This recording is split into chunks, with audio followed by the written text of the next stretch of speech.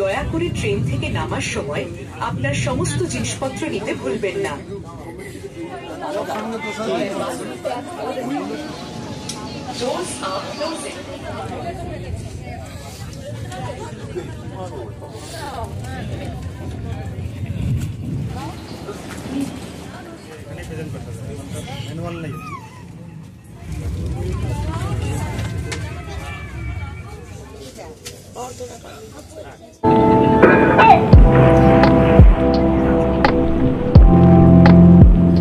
Hello everyone, good morning. কেমন আছো তোমরা সবাই? আই হোপ তোমরা সবাই খুব ভালো আছো, সুস্থ আছো। আমরাও ভালো আছি। এই কনকনে ঠান্ডার মধ্যে ভোর ভোর বেরিয়েছি সিকিম ফেরার জন্য। আমাদের বন্দে ভারত ছিল।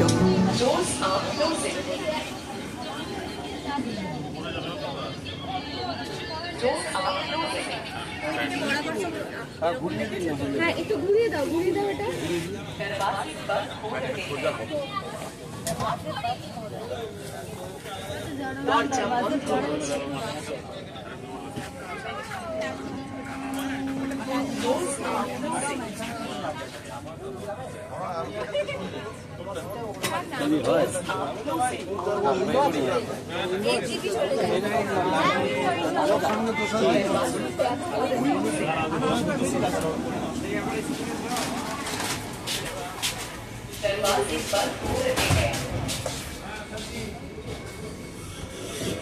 দরজা বন্ধ হচ্ছে।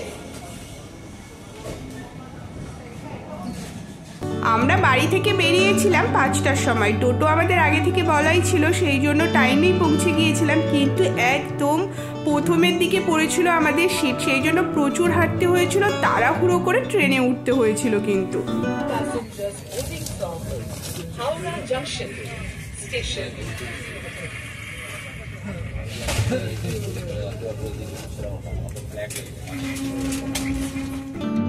প্রতিবারে কিন্তু আমাদের সাথে এটাই হয়। আমি সন্দীপনকে এটাই বলছিলাম, ও বললো না এরকম কোনো ব্যাপার না, অনেক হাঁটতে হয়েছিল, তাই তাড়াহুড়ো করে একদম উঠেই সঙ্গে সঙ্গে সিটে বসে পড়েছিলাম। দেন কিছুক্ষণের মধ্যেই চলে এসেছিল দেখলে জলের বোতল। দেন তারপরে চলে এলো কিন্তু চায়ের সামগ্রী। কেউ যদি এখানে কফি চায় ওনাদেরকে বললেই ওনারা কিন্তু চেঞ্জ করে দেবেন। আর এই শীতের কনকনে ঠান্ডার মধ্যে ভোরবেলা বেরিয়ে না চায়ের দরকারটা সত্যি খুব ছিল। চায়ের সামগ্রী দেওয়ার আগে ঠিক ওনারা নিউজ পেপার দিয়েছিলেন। আমরা নিয়েছিলাম আনন্দবাজার পত্রিকা। কেউ যদি ইংলিশ পেপার চান তাহলে ওনাদেরকে বললেই ওনারা দেবেন। আর এই নিউজ পেপার পড়তে পড়তে আর বাইরের ভিউটা এনজয় করতে করতে আমরা কিন্তু যাচ্ছিলাম। আর চায়ের অপেক্ষায় বসেছিলাম, মানে গরম জলের কথা বলছি।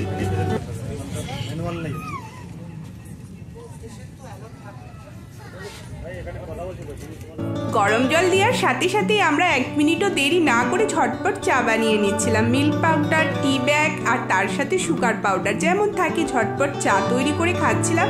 কারণ প্রচণ্ড শীত করছিল। আগের দিন যখন বেলুড় গেছিলাম তোমরা তো দেখেইছিলে কোনো শীতের পোশাক গায়ে দিইনি, বাট এই দিন ভোরবেলা যখন বন্দে ভারত ধরার জন্য বেরিয়েছিলাম দারুণ শীত করছিল।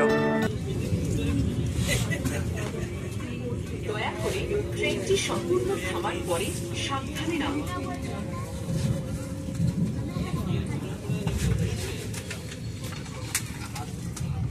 দয়া করে ট্রেন থেকে নামার সময় আপনার সমস্ত জিনিসপত্র নিতে ভুলবেন না।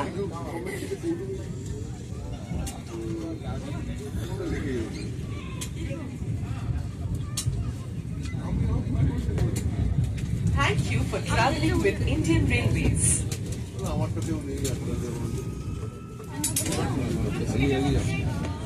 यात्रीगण कृपया ध्यान देंगे।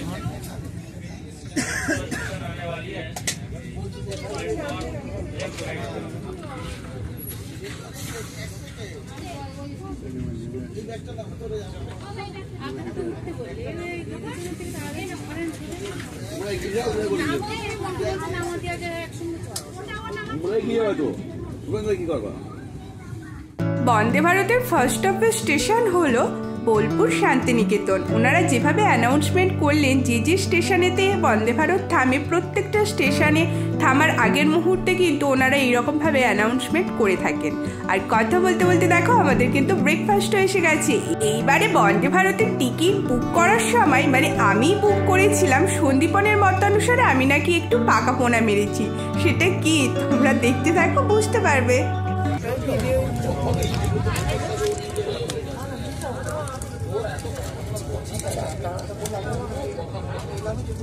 এটা কি অমলেট আছে নিচে? আমারটা একবার বলো।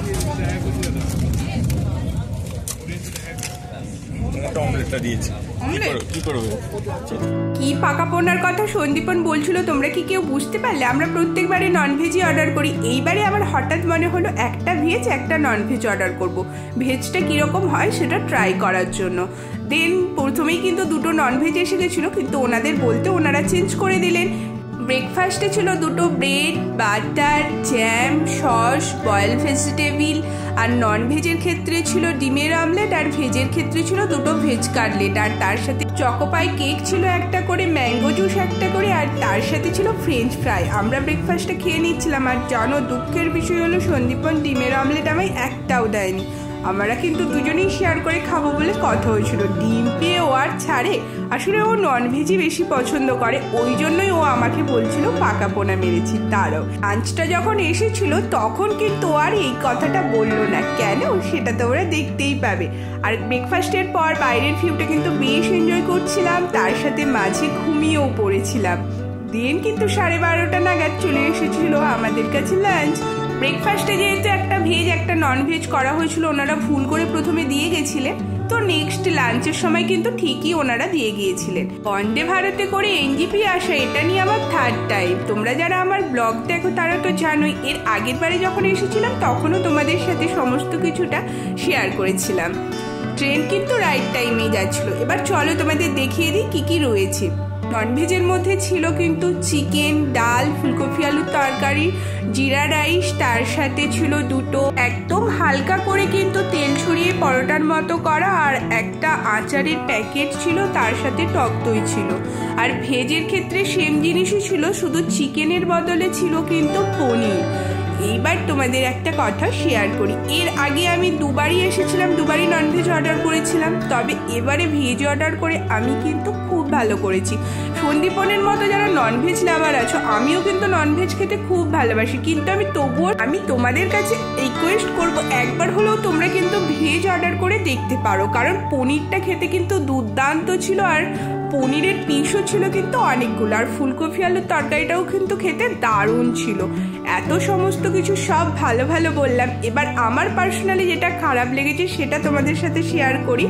ডালটা কিন্তু একদমই ভালো ছিল না, কিন্তু এর আগের দুবার যে গিয়েছিলাম ডালটা কিন্তু বেশ মোটামুটি ভালো ছিল, বাট এবারের ডালটা একদম ভালো ছিল না। আর মোটামুটি অন্য সবগুলো ঠিকঠাকই ছিল, খুব একটা খারাপ কিছু ছিল না। আর শীতকালের জন্যই হয়তো ঠান্ডা হয়ে গেছিলো, কিন্তু এর আগের দুবার লক্ষ্য করেছিলাম কিন্তু বেশ গরম গরম ওনারা সার্ভ করছিলেন। আর পনিরটা দেখতে কতটা ডিলিশিয়াস তোমরা কি বুঝতে পারছো? আমি যখন ভয়েস ওভার দিতে বসছি না, তখনও কিন্তু আমার বেশ লোভ লাগছিল। খাওয়া দাওয়ার পর সিটের একদম নিচের দিকে লক্ষ্য করলাম, এখানে কিন্তু চার্জিং পয়েন্ট রয়েছে। দেন ওনারা সমস্ত কিছু খাওয়া দাওয়ার ট্রে নিয়ে যাওয়ার পর পরিষ্কার করে দেওয়ার পর ওনারা দিয়েছিলেন একটা করে আইসক্রিম। আর পনিরের কথা যে জন্য বলছিলাম, বর মশাই কিন্তু পনির একদম পছন্দ করে না, তিনি বললেন পনির নাকি খুব ভালো হয়েছিল। ট্রেন রাইট টাইমের থেকে কিন্তু 2 মিনিট আগেই পৌঁছে দিয়েছিল আমাদের এনজিপি স্টেশনে, তো আমরা একদম গেটের সামনে এখন ওয়েট করছি। Right side.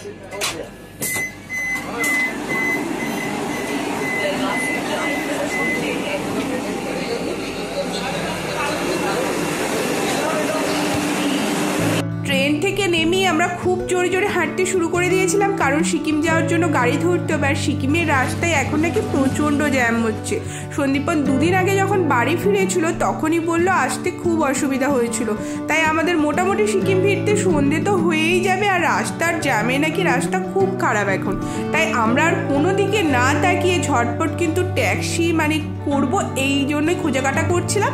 আর চেনা একজনের সাথে কিন্তু আমাদের দেখাও হয়ে গেছিলো, এর আগের বারে যখন আমরা সিকিম ফিরেছিলাম এনার গাড়িতে করেই ফিরেছিলাম। তাই ঝটপট লাগেজপত্রগুলো তুলে দিয়ে আমরা কিন্তু সিকিমের জন্য রওনাও দিয়ে দিলাম। তোমাদের ব্লগটা দেখতে কীরকম লাগলো সেটা কিন্তু কমেন্ট করে জানাতে আমাকে একদম ভুলবে না।